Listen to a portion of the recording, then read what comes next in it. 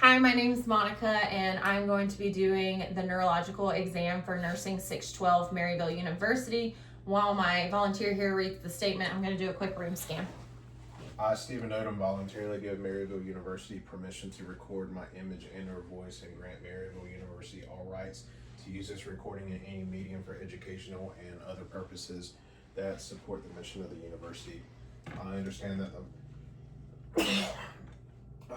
the following information will be gathered by a Maryville University student as part of a course assignment. I give my express consent for this information gathering and physical assessment to be filmed and posted in a student's course shell for access by faculty and students at Maryville University.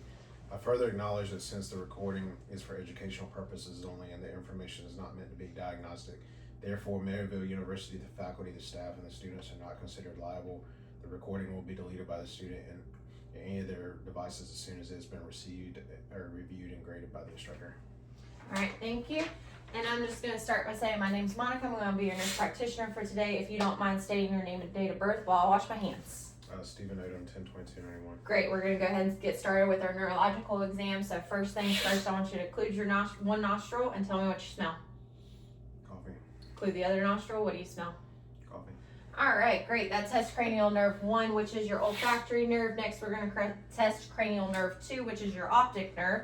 So we're going to do the Snellen chart, cover one eye for me, and go ahead and read the lowest line you can read. CFDHJ. Great. Cover your other eye, read the lowest line. CFDHJ.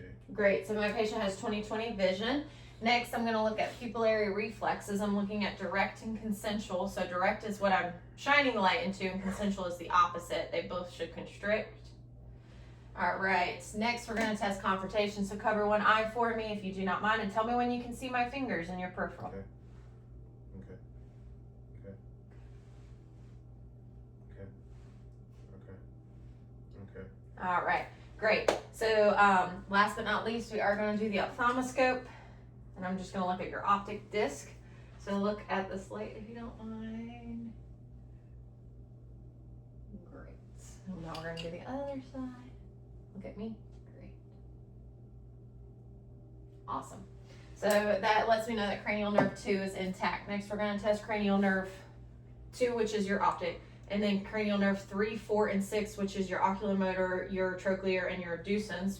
So we're going to do your 6 cardinal fields of gaze, so watch my pen with your eyes only, okay? Great.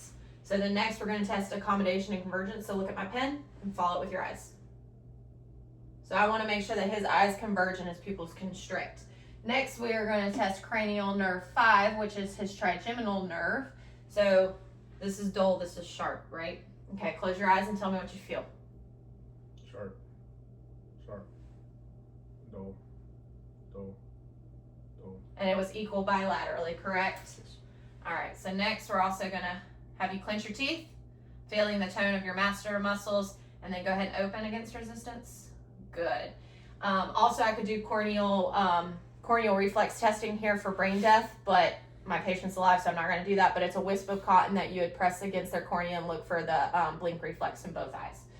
So next I'm gonna do cranial nerve 7, 5, 6, no, 7, cranial nerve 7. So I want you to scrunch up your eyebrows, great. Close your eyes tightly, and then puff out your cheeks, and give me a big smile. And that is my facial cranial nerve, and that's intact. Next, we're gonna do cranial nerve 8, which is our vestibulocochlear, which is our hearing one. So I'm gonna do the whisper test, so go ahead and occlude one ear for me. And I'm gonna whisper 3 words, and you're gonna tell me what they are. Cat, dog, voice. Yep. And then next, occlude the other ear, and we're gonna do this side. Purple, yellow, blue. Great. So next we're gonna do the Weber test. So you're gonna tell me if you can hear this in both ears, okay? Yes. All right, next we're gonna do the Rhine test. So tell me when it stops ringing, okay?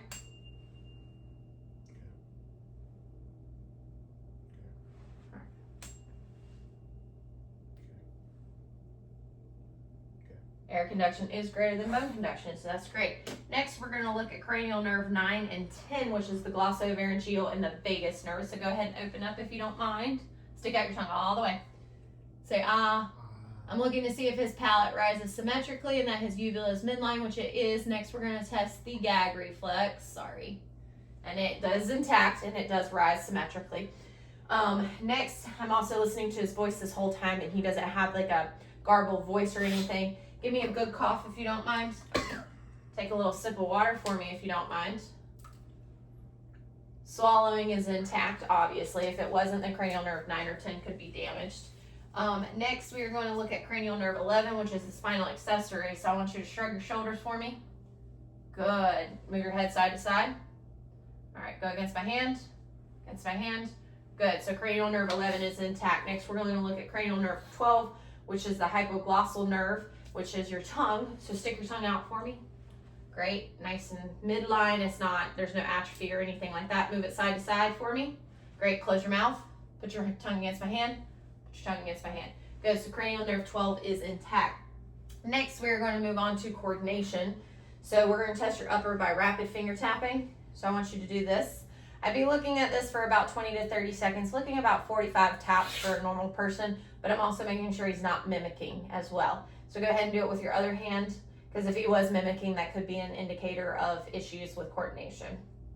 Great. So now we're going to do the finger to nose test. So put your finger on your nose and touch my finger. Good. Good. All right. Other finger. Good. So upper coordination is intact. Next, I want you to move to the edge of the bed, and we're going to do foot tapping. So I want you to keep your heel on the ground and just tap with one foot. So I'm looking to make sure it's nice and steady and that he's not losing amplitude or getting fatigued. And then we're going to go ahead and do it on the other foot as well. And I'm also looking here to see if he's mimicking, because that could be indicative of coordination issues as well, which he's not. Great. I'm going to have you lay down. We're going to do heel to shin real fast. So I want you to put one leg straight, take your other leg, put your heel on your shin, and run it all the way down to your ankle, and pick up and come back and do it again.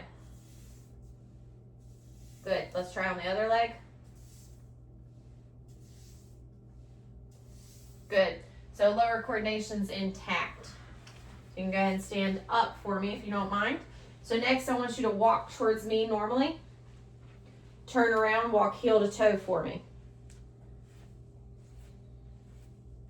All right, turn around and walk on your toes. Good. Hop in. Give me a couple hops.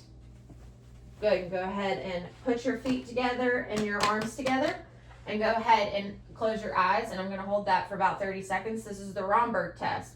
I'm looking to see if the patient sways or loses balance during this time, because that would be indicative of a coordination issue as well, which he does not. Great. You can go ahead and open your eyes, and if you want, put your arms out like this for me. Now I want you to close your eyes again. And I'm going to get him to hold this for about 30 seconds. This is the pronator drift test. I'm looking to see if one arm drifts down and pronates. That could be indicative of a stroke. If both arms go down, it could be indicative of a generalized issue or spinal cord issue. Great. Pronator drift is negative. So you can go ahead and have a seat for me. Next, we are going to move on to sensory testing, okay?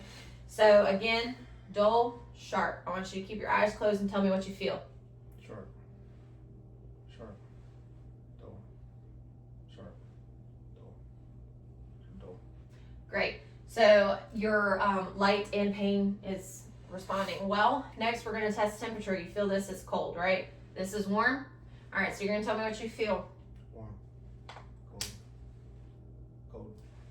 Warm. So temperature sensation is intact. So next, we're going to test proprioception. So I'm going to take your finger. You're going to keep your eyes closed, and I'm going to move your joint either up or down, and you're going to tell me which way, okay? Up. Down. Up. Down. Down. So proprioception is intact. Next, we're going to do stereognosis, which is where I place an object in your hand, and you're going to tell me what it is, okay? Tell me what that is. Coin. Great. So next, I'm going to do what we call graphesthesia, which is where I'm going to write a number in your hand, and you are going to tell me what it is, okay? 4. Great. So next, we're going to do point localization. So I'm going to touch you, and I want you to point to where I touch you. Great. Great. Great. So next, we're going to do extinction. Keep your eyes closed. I'm going to touch you in 2 places at one time, and you're going to tell me where I touched you. Both hands. Great. So then last but not least, we're going to do some reflexes, if you don't mind. So I'm going to do your bicep reflex. Keep that arm straight.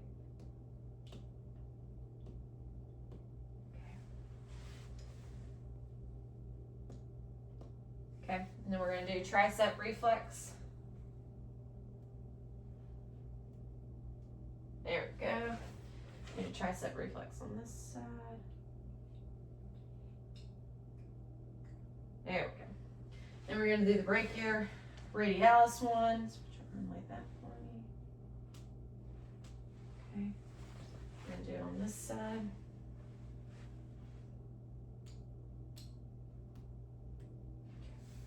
Then I'm going to do your patellar, so scoot back for me. Okay. Okay. Go ahead and turn around. We're going to do the Achilles reflex real fast. Okay. Sorry, don't mean to make you jump. Okay. And then you're going to go ahead and turn and get on the bed for me. We're going to do our last 2 special techniques. Put your leg out straight for me, both of them. And you're going to tell me if you feel some back pain. Nothing with this one? All right, let's try the other one. This, if he did experience back pain, that would be a positive Kernig sign. And then last but not least, I'm going to take this pillow. We're going to flex your neck. And if he automatically flexed his hips, then that would be indicative. It would be a positive Brzezinski sign, which a positive Brzezinski or a positive Kernig can all be indicators of meningeal irritation. So it could be indicative of meningitis. But that completes our exam. Thank you so much, volunteer. And yay.